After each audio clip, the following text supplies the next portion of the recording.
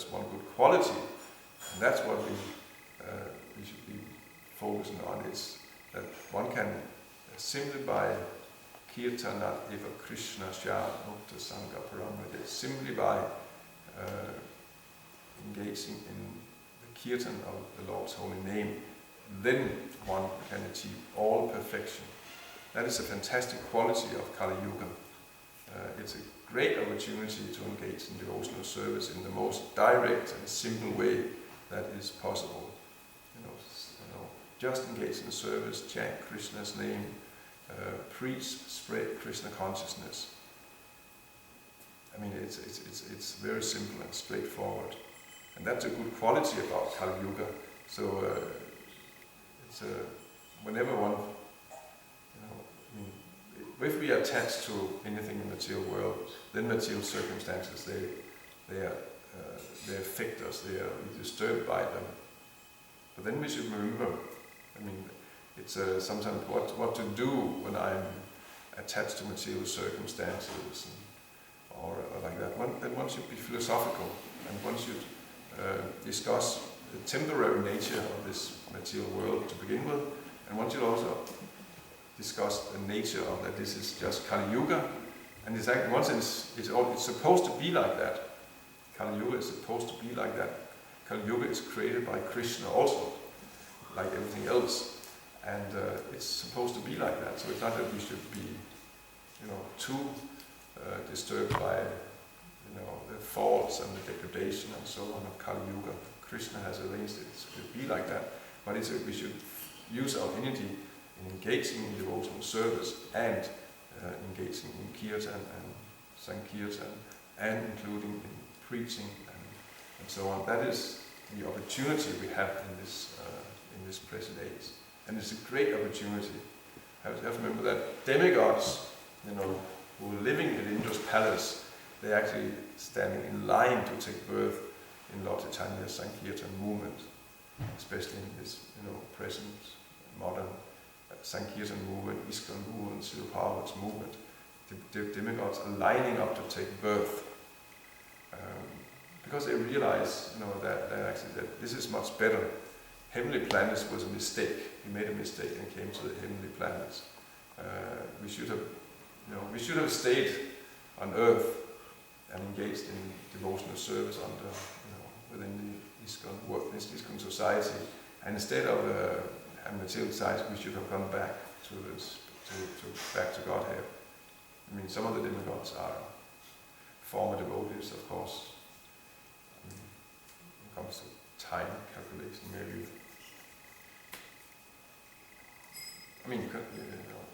Anyway, how is it? 1 year out here on Earth is a day on the heavenly planets, isn't it? Something like that. So maybe the devotees who didn't make it back to Godhead, but who ended up on the heavenly planets, it's probably too early for them to start falling down again and coming back here. If you calculate, they've just had 40 days, it's 10, 20, 30 days they've been living up there so far. So, but it's just that the point is that it's not material circumstances, and one should be neutral to it and engage in devotional service. That is what we're hearing here in this world. We hear how horrible the material world can be. Hiranyakasipu, that was the material world was at its worst. But then again, it's temporary. This comes and goes. We should simply remain fixed in devotional service and be neutral, transcendental to all material circumstances, things that come and go, all these ups and downs. Anyway, I'll stop here. Is there any questions or comments? You talked about the Brahmaputra platform. I was just thinking, does the Brahmaputra platform mean that you conquer the mind? Can you be on the Brahmaputra platform without conquering the mind? No. You have to be on it. You have to conquer the is always sankalpa vikalpa, accepting, rejecting, and that's accepting, rejecting. In relation to the material world, we're rejecting. It's cold and windy and like that. That the mind doesn't like. When it gets nice and sunny, then the mind likes that. So yeah, so we should definitely conquer the mind.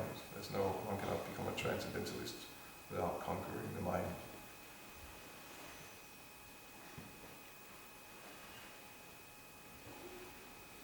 And one cannot conquer the mind without becoming a devotee. One cannot become transcendental without being a devotee actually.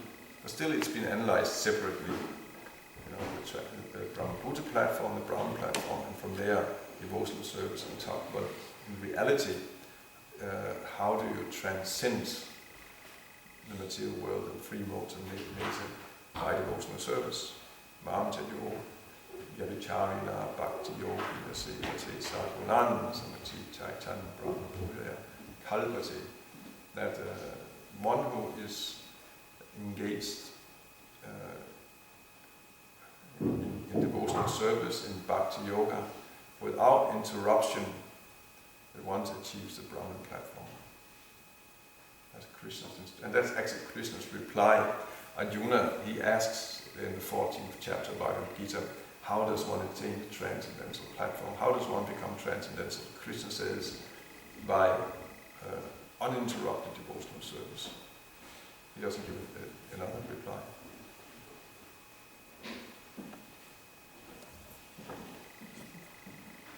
I was just thinking that it's quite funny how the demigods, they queue up to take birth in Kali Yuga and the Sankirtan movement. Yeah. So, and then us who are here, we're queuing up to go to the Hindu planets. And not even that, we're queuing up for even sense gratification in this material world.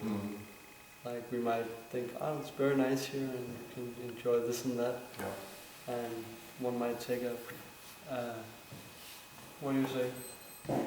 Yeah, another taste of it. Yeah, more things can be better.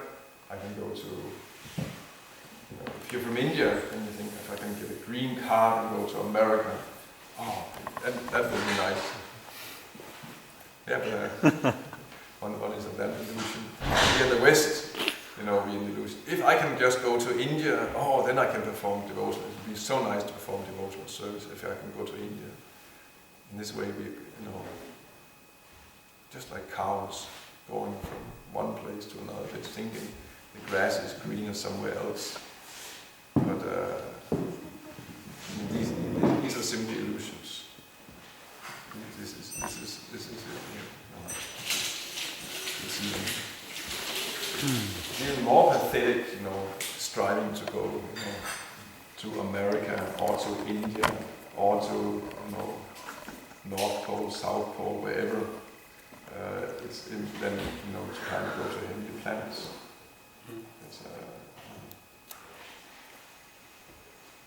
Devotional service is something that is right here and now. We have to learn that we are by Krishna's arrangement in this circumstance, another temporary circumstance anyway.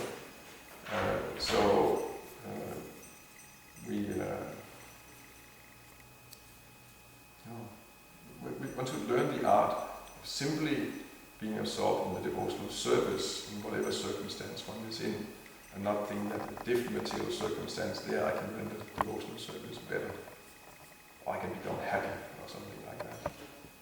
This is just Maya in a different form.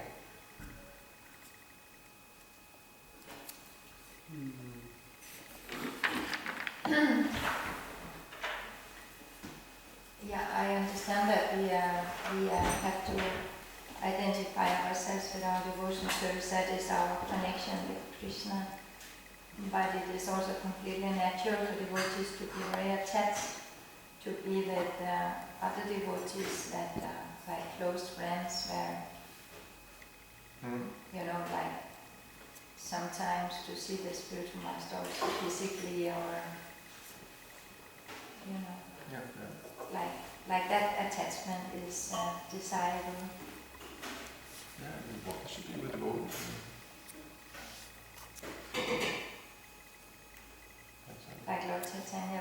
separated sometimes from his close friends, like his devotees, and it could also have meant, like Reinhardt's Fang, he once time said that it's nice to go and see devotees and they cry out of happiness when you arrive, and they cry when you leave, and in this way, like that longing, that's also nice. Yeah. So, but then also the test is, you go there to one person, sees the spiritual master, and is so happy and like that. So, when one is not with the spiritual master, what does one do? What's happening then? Because the real association with the spiritual master is by the instruction.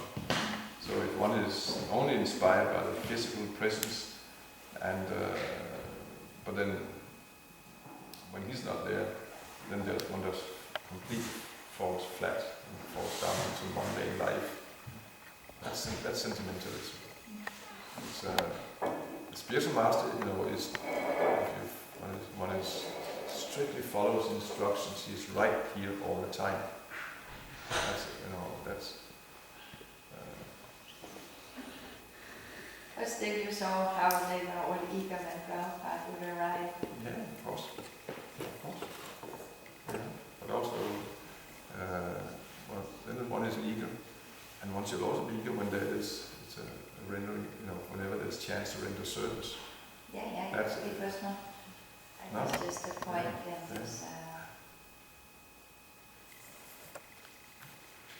Yeah, I think we can stop here. I have a meeting at 10 o'clock. I have to go home. Okay. Get ready. Jai. Srimad Bhagavatam Geet. Der